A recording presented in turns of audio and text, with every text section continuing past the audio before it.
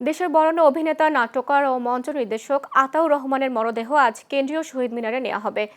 সেখানে সর্বস্তরের মানুষের শ্রদ্ধা নিবেদনের পর বনানী কবরস্থানে দাফন করা হবে এই গুণী শিল্পীকে।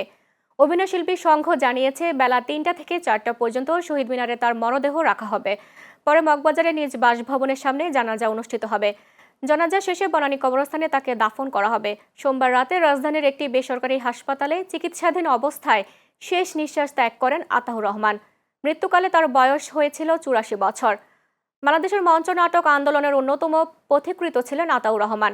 অভিনয়, নাট্য রচনা ও নির্দেশনায় অসামান্য অবদানের জন্য তিনি ২১শে পদক ও স্বাধীনতা পুরস্কার সহ বহু সম্মাননায় ভূষিত হন। ভারত বাংলাদেশ সীমান্তে নতুন করে কাঁটাতারের বেড়া নির্মাণের উদ্যোগকে ঘিরে আবারও আলোচনা এসেছে দ্বিপাক্ষিক সীমান্ত পরিস্থিতি। পরিকল্পনা অনুযায়ী আগামী ৪৫ দিনের মধ্যে ভারতীয় সীমান্তরক্ষী বাহিনী বিএসএফ এর কাছে প্রয়োজনীয় জমি হস্তান্তরের উদ্যোগও নেওয়া হয়েছে। এই সিদ্ধান্তের প্রতিক্রিয়া জানিয়েছে বাংলাদেশ। স্বরাষ্ট্রমন্ত্রী সালাউদ্দিন আহমেদ বলেছেন, বিষয়টি ভারতের অভ্যন্তরীণ হলেও সীমান্তে সতর্ক অবস্থানে আছে বিজেপি। এদিকে স্থানীয়দের মধ্যে মিশ্র প্রতিক্রিয়া দেখা দিয়েছে। একাংশের মতে, কাঁটাতারে বেড়া সম্পন্ন হলে চোরাচালান, মাদক পাচার ও অবৈধ পারাপার কমবে এবং নিরাপত্তা বাড়বে। তবে সীমান্ত নির্ভর ক্ষুদ্র ব্যবসায়ী ও সাধারণ মানুষের আরেক অংশ আশঙ্কা প্রকাশ করে বলেছেন, এতে ব্যবসা বাণিজ্য ও মানুষের চলাচলে নেতিবাচক প্রভাব পড়তে পারে। পবিত্র হজ যাত্রার ২৫তম দিনে বাংলাদেশ থেকে সৌদি আরবগামী হাজিদের সংখ্যা তুলনামূলকভাবে কিছুটা কমেছে। আজ সারাদিনে মোট ৩টি হজ ফ্লাইট পরিচালিত হচ্ছে। হজ কর্তৃপক্ষ জানিয়েছে, গত ২৪ দিনে ১৩৪টি ফ্লাইটের মাধ্যমে মোট ৫২,৩৫০ জন বাংলাদেশি হাজি সৌদি আরবে পৌঁছেছেন, যা মোট নিবন্ধিত হাজিদের প্রায় ৬৭%। আজ নির্ধারিত ৩টি ফ্লাইটে আরও ১,০৯০ জন হাজি হজ পালনের উদ্দেশ্যে সৌদি আরবের পথে রওনা হবেন। কর্তৃপক্ষ জানায়, হাজিদের নিরাপত্তা নিশ্চিত করতে সার্বক্ষণিক নজরদারি রাখা হচ্ছে এবং হজ কার্যক্রম নির্বিঘ্ন করতে প্রয়োজনীয় সব ব্যবস্থা নেওয়া হচ্ছে।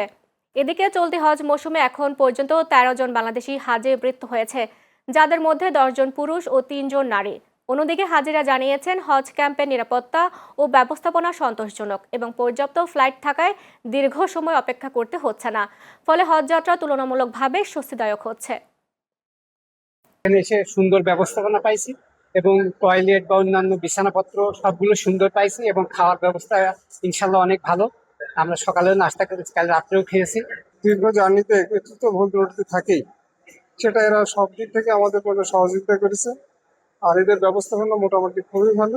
আল্লাহর সন্তুষ্টির জন্যই যাচ্ছি। জানা অজানা কত গুনাহ করছি, হয়তো সেই দিকে এই করে আল্লাহর কাছে প্রার্থনা করবো যে আল্লাহ সব কিছু মাফ করে দাও, আল্লাহ সকল মুসলমানদের তুমি হেফাজত করো।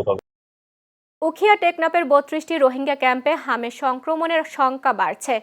ঘন বসতিপূর্ণ এসব ক্যাম্পে এখন পর্যন্ত ৪৯০ জন শিশুর মধ্যে হাম রোগের লক্ষণ পাওয়া গেছে। এর মধ্যে পরীক্ষায় ৬০ জন শিশুর শরীরে মিজেলস নিশ্চিত হয়েছে। একই সঙ্গে উপসর্গ নিয়ে ৪ জন শিশু মৃত্যু হয়েছে বলে জানা গেছে। পরিস্থিতি নিয়ন্ত্রণে জরুরি ভিত্তিতে এমআর ভ্যাকসিন ও ভিটামিন এ ক্যাম্পেইন চালাচ্ছে স্বাস্থ্য বিভাগ ও বিভিন্ন সংস্থা। সর্বশেষ তথ্য অনুযায়ী ১,৭৮,০২৮ জন শিশুকে টার্গেট করা হলেও এখন পর্যন্ত ১,৬১,৭৬২ জন শিশুকে টিকা দেওয়া হয়েছে, যা মোট লক্ষ্যমাত্রার প্রায় ৯১%। তবে কয়েকটি ক্যাম্পে টিকাদানের হার ৮৫%-এর নিচে থাকায় সেখানে নজরদারি ও সচেতনতামূলক কার্যক্রম জোরদারের তাগিদ দিয়েছেন সংশ্লিষ্টরা। দেশের বাজারে কৃত্রিমভাবে দ্রব্যমূল্যের ঊর্ধ্বগতি তৈরি করা হয়েছে বলে অভিযোগ করেছেন জামায়াতের আমির ডক্টর শফিকুর রহমান। মধ্যস্বত্বভোগী ও চাঁদাবাজদের কারণে বাজার পরিস্থিতি অস্থির হয়ে উঠেছে বলেও মন্তব্য করেন তিনি।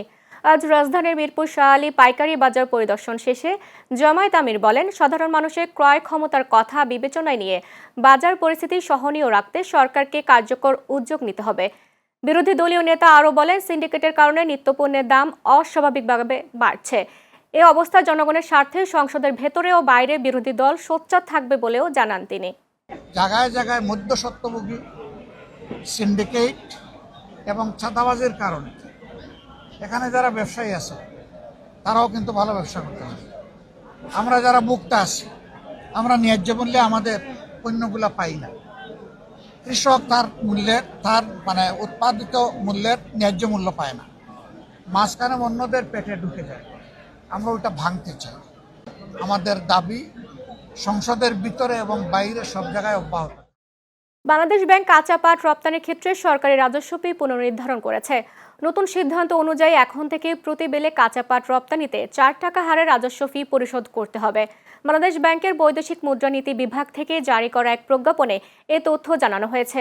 সংশোধিত ফি কাঠামো ইতোমধ্যে কার্যকর হয়েছে বলেও নিশ্চিত করেছে কেন্দ্রীয় ব্যাংক।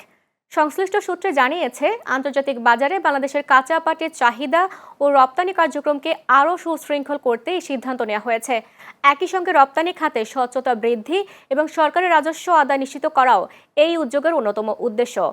বাংলাদেশের ঐতিহ্যবাহী পাট শিল্প দেশের রপ্তানি আয়ে গুরুত্বপূর্ণ ভূমিকা রাখছে।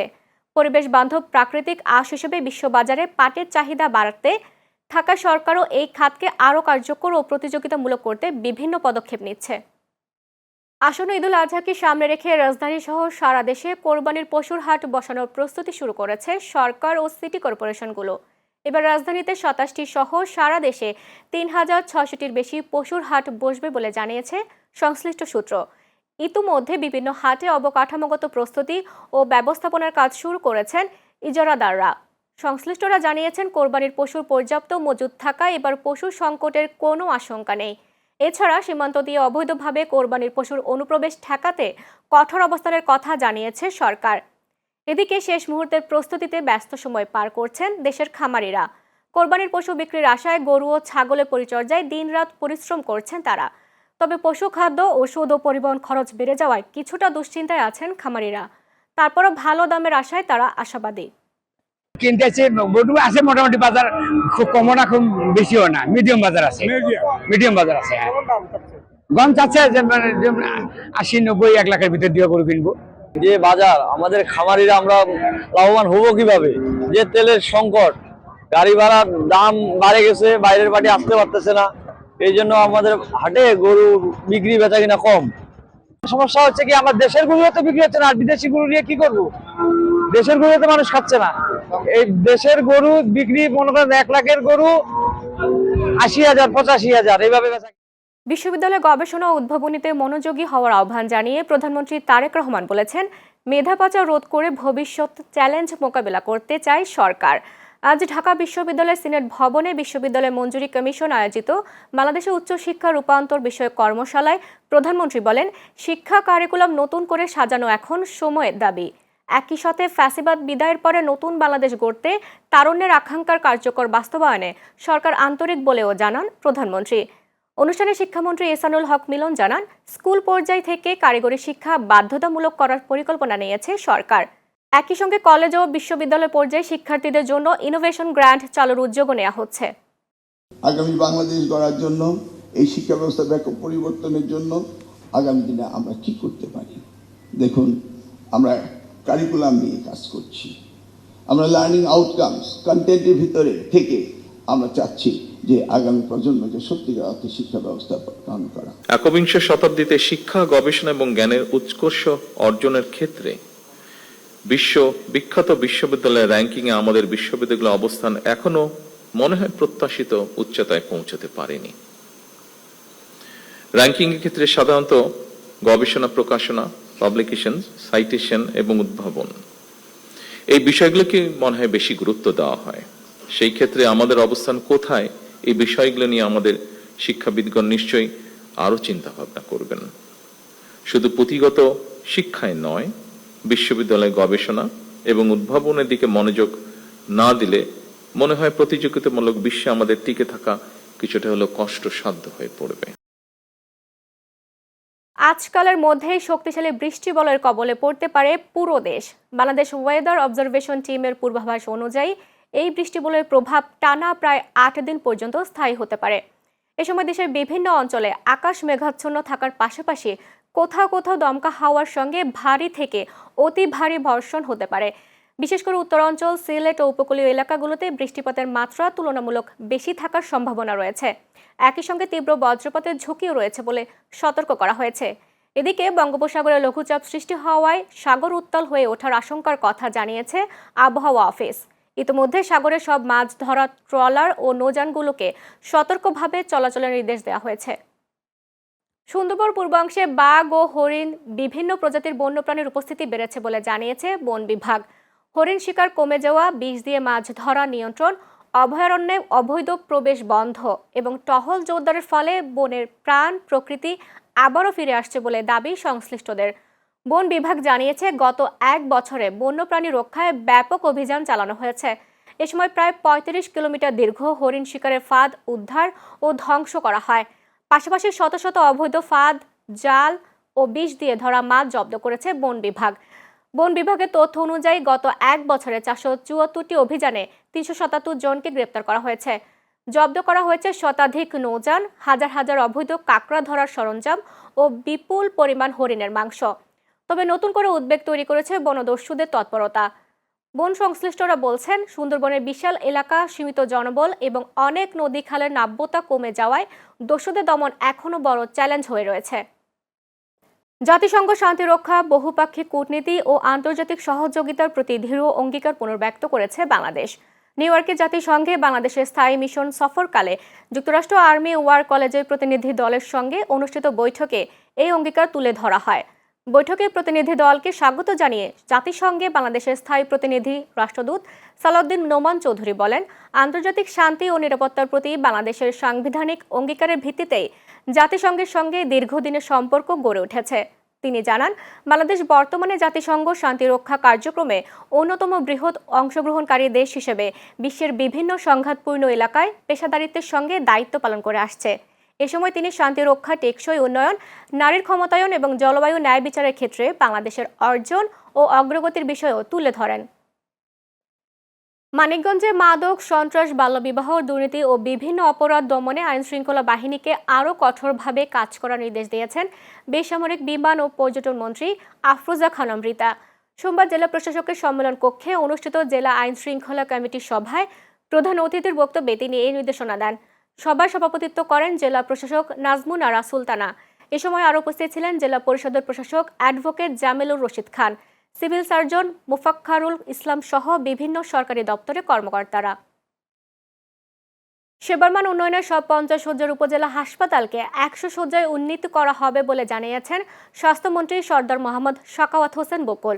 সোমবার রাজৈর উপজেলা স্বাস্থ্য কমপ্লেক্স পরিদর্শনে এসে সাংবাদিকদের তিনি এই কথা জানান। এ সময় উপস্থিত ছিলেন মোহাম্মদ মাহফুজুর হক, শেখ আমিনুল ইসলাম ও ডাক্তার মোহাম্মদ শামীম আক্তার সহ স্বাস্থ্য বিভাগ ও স্থানীয় রাজনৈতিক নেতাকর্মীরা। এ সময় স্বাস্থ্যমন্ত্রী হাসপাতালে বিভিন্ন বিভাগ ঘুরে দেখেন এবং চিকিৎসা সেবা, রোগীদের উপস্থিতি, ওষুধ সরবরাহ, চিকিৎসক ও নার্সদের দায়িত্ব পালন সহ সার্বিক কার্যক্রমের খোঁজ খবর নেন। তিনি রোগী ও তাদের স্বজনদের সঙ্গে কথা বলে সেবার মান সম্পর্কেও মতামত গ্রহণ করেন। ফেনী রিপোর্টার্স ইউনিটির আয়োজনে বিশ্ব মুক্ত গণমাধ্যম দিবস উপলক্ষে আলোচনা সভা অনুষ্ঠিত হয়েছে। সোমবার সন্ধ্যায় ইউনিটি কার্যালয়ে আলোচনা সভার আয়োজন করা হয়। এতে প্রধান অতিথি ছিলেন বাংলাদেশ সংবাদ সংস্থার ব্যবস্থাপনা পরিচালক ও প্রধান সম্পাদক কামাল উদ্দিন সবুজ। ইউনিটির সভাপতি মোহাম্মদ শাহাদাত হোসেনের সভাপতিত্বে সভায় বিশেষ অতিথি ছিলেন দৈনিক আমার কাগজ পত্রিকার সম্পাদক ফজলুল হক ভূঁইয়া রানা ও বিএনপি জাতীয় নির্বাহী কমিটির সদস্য মেজবা উদ্দিন খান সহ অন্যান্যরা। সিরাজগঞ্জের কাজীপুর উপজেলা অভ্যন্তরীণ বোরো ধান ও চাল সংগ্রহ অভিযানের উদ্বোধন করা হয়েছে। মঙ্গলবার উপজেলা খাদ্য গুদাম চত্বরে এই কার্যক্রমের উদ্বোধন করেন সিরাজগঞ্জ 1 আসনের সংসদ সদস্য সেলিম রেজা। উদ্বোধনী বক্তব্যে সেলিম রেজা বলেন, কৃষকদের ন্যায্য মূল্য নিশ্চিত করতে সরকার সরাসরি কৃষকদের কাছ থেকে ধান সংগ্রহ করছে। তিনি আরও বলেন, সংগ্রহ কার্যক্রমে কোনো কৃষক বা মিল মালিক যেন হয়রানির শিকার না হন সে বিষয়ে কঠোর নজরদারি রাখা হবে। উপজেলা নির্বাহী কর্মকর্তা মোস্তাফিজুর রহমানের সভাপতিত্বে অনুষ্ঠানে উপস্থিত ছিলেন উপজেলা খাদ্য নিয়ন্ত্রক শফিকুল আলম, কৃষি কর্মকর্তা শরীফুল ইসলাম, বিএনপি নেতা রবিউল হাসান ও আব্দুস সালাম সহ খাদ্য বিভাগের কর্মকর্তা, চালকল মালিক এবং স্থানীয় কৃষকরা। সাভার বাস স্ট্যান্ড এলাকার কর্ণফুলী মার্কেটে ভয়াবহ অগ্নিকাণ্ডে অধিকাংশ জুতার দোকান পুড়ে গেছে। সোমবার রাতে আগুন লাগার সাথে সাথে মুহূর্তে আগুন ছড়িয়ে পড়ে। খবর পেয়ে ফায়ার সার্ভিসের 3টি ইউনিট ঘটনাস্থলে পৌঁছে আগুন নিয়ন্ত্রণে আনে। স্থানীয়রা জানান, মার্কেটের ভেতর থেকে ধোঁয়া বের হতে দেখে আতঙ্ক ছড়িয়ে পড়ে। জিরাবো ফায়ার স্টেশনের senior station officer Nurul Islam জানান, আগুন নিয়ন্ত্রণে এলেও কয়েকটি দোকান সম্পূর্ণ ক্ষতিগ্রস্ত হয়েছে। আগুন লাগার কারণ ও ক্ষয়ক্ষতির পরিমাণ তদন্ত করে দেখা হচ্ছে। ব্রাহ্মণবাড়িয়ায় আখাউড়া থানা পুলিশের বিশেষ অভিযানে 960 পিস ইয়াবা সহ মোহাম্মদ ইলিয়াস ভূঁইয়া নামে এক মাদক কারবারিকে আটক করা হয়েছে। সোমবার আখাউড়া থানার মিনারকোট এলাকায় অভিযান পরিচালনা করা হয়। মঙ্গলবার সকালে পুলিশ এক প্রেস রিলিজের মাধ্যমে বিষয়টি নিশ্চিত করেন। অভিযানে এসআই শাহ আলম মিয়া, এএসআই ওমর ফারুক, এএসআই বিল্লাল হোসেন সহ সঙ্গীয় ফোর্স অংশ নেয়। পুলিশ জানায়, গোপন সংবাদের ভিত্তিতে মিনারকোট এলাকায় ইলিয়াস ভূঁইয়ার বসত ঘরে তল্লাশি চালানো হয়। এ সময় তার খাটের নিচ থেকে 960 পিস ইয়াবা সহ তাকে আটক করে থানায় নিয়ে যাওয়া হয়। আখাউড়া থানার অফিসার ইনচার্জ জাবেদুল ইসলাম জানান, ইলিয়াস ভূঁইয়ার বিরুদ্ধে মাদক দ্রব্য নিয়ন্ত্রণ আইনে মামলা দায়ের করা হয়েছে। বিএনপির যুগ্ম মহাসচিব ও নরসিংদী 1 আসনের সংসদ সদস্য খায়রুল কবির খোকন বলেছেন, দলীয়করণ, দুর্নীতি, লুটপাট এবং ব্যক্তিগত সম্পদ বৃদ্ধির চিন্তা করলে অতীতের ফ্যাসিস্ট সরকারের মতো পরিণতি ভোগ করতে হবে। সোমবার সন্ধ্যায় নরসিংদী শিশু একাডেমি প্রাঙ্গণে জেলা বিএনপির সাংস্কৃতিক বিষয়ক সম্পাদক মরহুম মোকাররম ভূঁইয়ার আত্মার মাগফিরাত কামনায় আয়োজিত দোয়া মাহফিলে তিনি কথা বলেন। খায়রুল কবির খোকন বলেন, জনগণের আস্থা অর্জন করতে হলে নেতাকর্মীদের সততা, ত্যাগ ও জনকল্যাণমূলক রাজনীতির চর্চা করতে হবে। ক্ষমতার অপব্যবহার কিংবা ব্যক্তি স্বার্থের রাজনীতি করলে জনগণ তা কখনো মেনে নেবে না বলেও মন্তব্য করেন তিনি। অনুষ্ঠানে উপস্থিত ছিলেন জেলা বিএনপির সহসভাপতি আবু সালে চৌধুরী ও হারুনুর রশিদ সহ বিএনপি ও সহযোগী সংগঠনের নেতাকর্মীরা।